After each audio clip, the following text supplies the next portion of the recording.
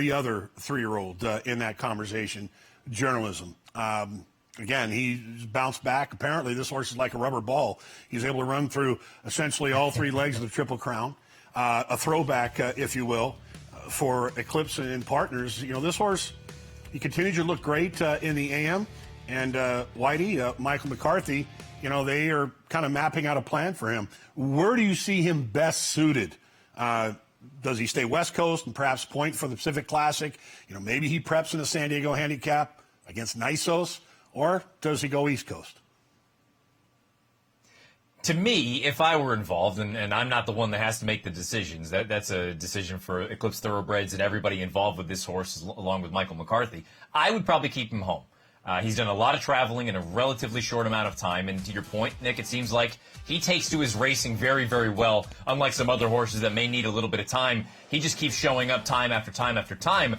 But for a combination of reasons, A, not only is he based out west, B, Sovereignty, I don't know that I'm in a rush to go against him again, at least once, if not twice more, whether that be the Jim Dandy and the Travers. We'll face off again against each other in November. But more importantly, point C would be just that. In November, Del Mar, the Breeders' Cup, that's where the Classic is going to be run.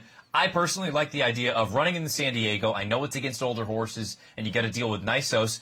But Nisos has to truly answer that question. I know he is very fast, and Bob Baffert seems very confident that 2 turns won't be a problem, and I don't really disagree with that. But at the end of the day, journalism, we know the distance isn't going to be a problem. I would get a couple of runs at Del Mar, see how we get through that kind of situation, because he'd be one of the favorites in the Pacific Classic, if not the outright favorite. And then if we want to take on Sovereignty again come the beginning of November, so be it. But at least we'll have had a couple of runs over the track that we're going to be taking on the biggest and the best from across the country and the globe in the Breeders' Cup Classic. So if it were my horse, I'd keep him home in Del Mar.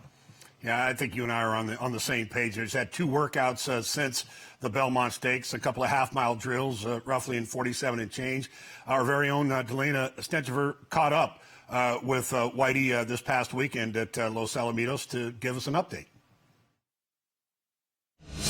Michael McCarthy joins me, trainer of journalism. He's had 2 works now since his second-place effort in the Belmont. How has he been doing since he's come back to Santa Anita? Yeah, he's moved very well. I thought this morning's work was very, very good in company. Seemed like he galloped out full of vigor, came back, cooled out well. So all of our options are in play right now. What are some of those options that you guys are considering? I mean, you've got 2 races at Saratoga, the Haskell, obviously. Later down this summer, you've got the Pacific Classic, Pennsylvania Derby. So I'm not going to rule anything out. What would be the deciding factor to determine where he goes next?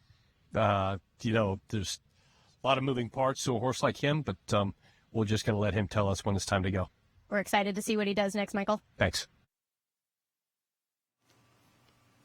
Yeah, that's the trickier part of the equation. You know, I've been friends with Michael for a very long time. We went to school together back in the day out here in Southern California. I know he likes to play his cards close to his vest, but just in my humble opinion, Matt, this is the type of horse that's always ready to go. That's the hardest part of this equation because, I mean, clearly for him to do what he did in running in all 3 jewels of the Triple Crown, the fact that he's still in training and they said, nah, we're not looking at second half of the year, we're going to continue on.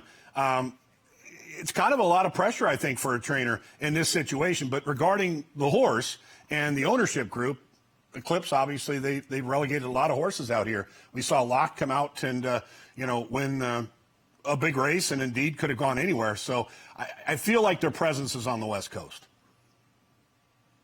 I do too, and I think the other thing, not only would you have sort of that run under your belt when we get to the Breeders' Cup, but I think if you just objectively are going to look at the projected or potential field for the Pacific Classic versus the projected or potential field for the Travers, yep. We haven't been able to say this recently, but the 3-year-olds are very, very good this year. Right. Do you really want to take on a combination of Sovereignty and Baeza, maybe Magnitude, maybe somebody else that throws their hat into the ring in the Travers, or you're at the head of the field as far as the Pacific Classic is concerned. Nisos obviously is out there kind of looming, but beyond that, you know, it's kind of up for grabs. So to me, not only would you possibly be staying home, but you're taking on probably a softer field in the Pacific Classic. Now, 100%. Not to mention the fact that it's seven-figure race and you get to run out of your own stall.